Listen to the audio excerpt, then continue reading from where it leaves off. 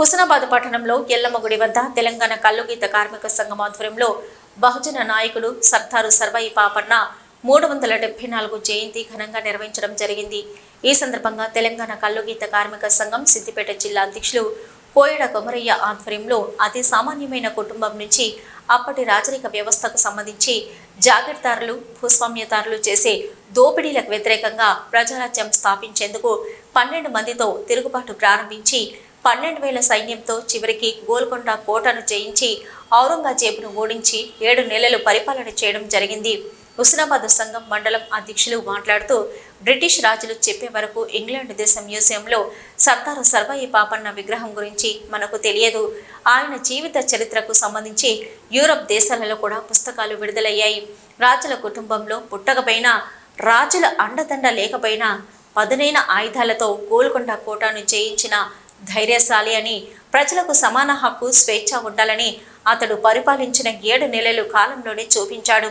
అగ్రవర్ణ వ్యతిరేక శక్తులు ఆయన చరిత్రను దాచిపెట్టాలని చూసిన లండన్ మ్యూజియం మన దేశానికి చూపించింది. ఈ సందర్భంగా బహుజనులందరూ ఇటువంటి మహనీయుల జీవితాలను ఆదర్శంగా తీసుకోవాలని, అదేవిధంగా కేంద్ర ప్రభుత్వం ఆయన పేరిట స్టాంపు విడుదల చేయాలని తెలంగాణ కల్లుగీత కార్మిక సంఘం పక్షాన కోరడం జరిగింది. ఇటు కార్యక్రమంలో జిల్లా అధ్యక్షులు కోయడ కొమరయ్య, మండల అధ్యక్షులు పచ్చిమట్ల రవీందర్ గౌడ్, హుస్నాబాద్ పట్టణ అధ్యక్షులు పూదరి రవీందర్ గౌడ్, నాయకులు బత్తిని లక్ష్మయ్య గౌడ్, పూదిరి చంద్రమౌళి గౌడ్, తాళ్లపల్లి లక్ష్మణ్ గౌడ్, వడ్లకొండ శ్రీనివాస్ గౌడ్, కోహెడ శ్రీనివాస్ గౌడ్, పాకళ్ళ సమ్మయ్య గౌడ్, పూదరి చిన్న రవీందర్ గౌడ్, పచ్చిమట్ల పెద్ద రవీందర్ గౌడ్, పూదరి మహేందర్ గౌడ్, కోయడ బాలయ్య, పూదరి కుమార్, పూదరి వెంకటేష్, జాగిరి మల్లేశం, తాళ్లపల్లి రాజయ్య, సూదుల నర్సయ్య, గట్టు మల్లేశం, పూదరి పెద్ద రవీందర్ ఇంకా తదితరులు పాల్గొన్నారు.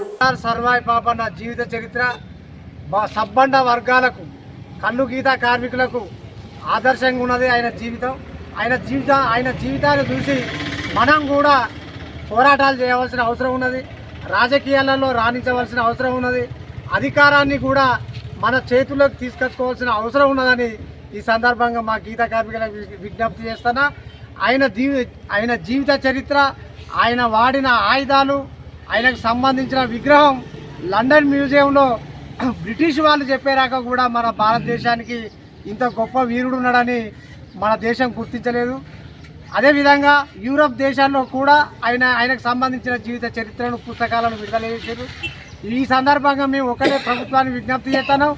ఎంతోమంది మహానుభావుల చరిత్రను బయటికి తీసుకొచ్చిన దేశం ఇటువంటి బడుగు బలమైన వర్గాల నుండి ఒక చిన్న సామాజిక వర్గం నుండి రాజుల స్థాయికి ఎదిగిండు. ఎటువంటి రాజులు ఆయన వెనకలేకపోయినా, రాజ కుటుంబం వెనకలేకపోయినా ఆయన గోల్కొండ కోటలో 7 నెలలు పరిపాలన చేసిండు.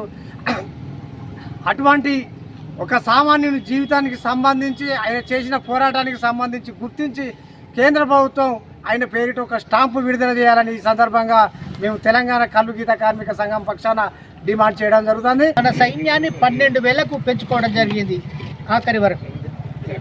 అంతటి గొప్ప మహానుభావుడు, గొప్ప యుద్ధ నీతి తెలిసినటువంటి గొప్ప తాంత్రికుడు మన పాపన్న గౌడ్. అలాంటి పాపన్న గౌడు కొడుతూ పోతూ ఆఖరికి గోల్కొండ రాజ్యాన్ని కొట్టి సరిగ్గా 7 నెలలు ఆ గోల్కొండను పరిపాలించినటువంటి మహానుభావుడు మన సర్దార్ సర్వాయి పాపన్న. అంతటి గొప్ప చరిత్ర మన గౌండ్లోళ్ళది, మన బహుజనులది. ఇది మనం అర్థం చేసుకొని ఇవాళ కూడా ఇంత పోరాటాలు, ఇన్ని ఉద్యమాలు చేస్తే ఇప్పటికీ కూడా ఇంకా మన బహుజన రాజ్యం అనేటువంటిది సిద్ధించలేదు. ఆ బహుజన రాజ్యాన్ని సాధించడం కోసం అనేక సబ్బండ కులాలందరినీ కూడా మనం కూడగట్టుకొని పాపన్న ఆశయమైనటువంటి బహుజన రాజ్యాన్ని సాధించడం కోసం మనమంతా కూడా కలిసికట్టుగా, ఉమ్మడిగా, ఐక్యంగా అవసరమైన పోరాట రూపాన్ని ఎంచుకొని మనం ఉద్యమించి ఆ రాజ్యాన్ని తీసుకొని రావాల్సినటువంటి అవసరం మన పైన ఉందని చెప్పి నేను అభిప్రాయపడుతూ ఈ సందర్భంగా మరొకసారి సర్దార్ సర్వాయి పాపన్న గారికి జోహార్లు అర్పిస్తూ